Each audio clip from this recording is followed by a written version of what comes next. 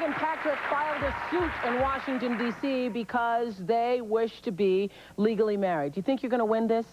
I think we have a very good shot. If it's going to happen, it's going to happen here and now. The law is on our side, as well as the mayor-elect of Washington, Sharon Pratt Dixon, has herself 10 years ago wrote legislation which would have legalized gay and lesbian marriages, and her husband, when he was on the D.C. Council, introduced the D.C. Council. So if this becomes legal, if you are allowed to legally marry, do you see it changing around the country?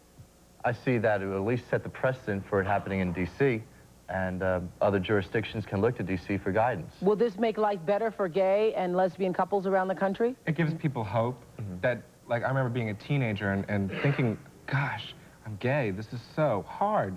You know, why should I, and just being so against my whole life. What's hard about it? Well, look at teen suicide, and this is something the American public doesn't realize.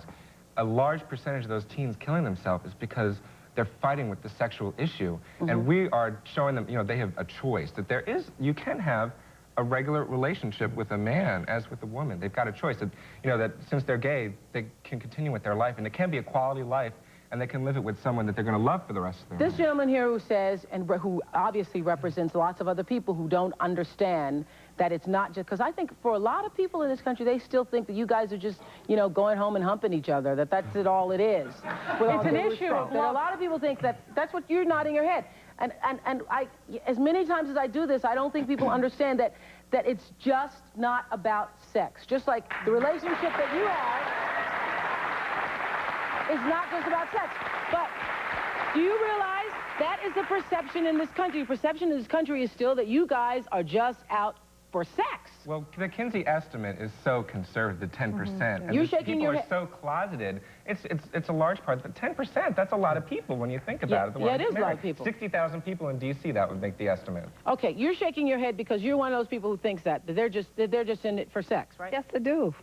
So I believe that they love each other, but it's the sexual act itself that's got them in such an uproar. Why does this woman know it so well? Why do people get married? Okay, people get married because they love one another. She represents the majority of the population believes that. So you all are saying... But that's changing. Yes, go ahead. That's changing. I did a funeral recently for a young man who had died of AIDS. And at the funeral, his partner's sister came up, and as she was presenting who she was to the people who were gathered there so she could say some words of remembrance for this one who had died, she said, "I'm so-and-so's sister-in-law." That is using the kind of terminology. So society is slowly beginning to change as people in society begin to understand that a relationship has to do with love. Okay, that we love one another. Oprah, I wanted to just say in answer to this woman over here, and she's, you know, entitled to her position, but I wanted to say to her that I know of too many gay and lesbian couples who have been together for 20 and 30 years, and it can't be about sex or it wouldn't stay together that long. Okay, we'll be right back.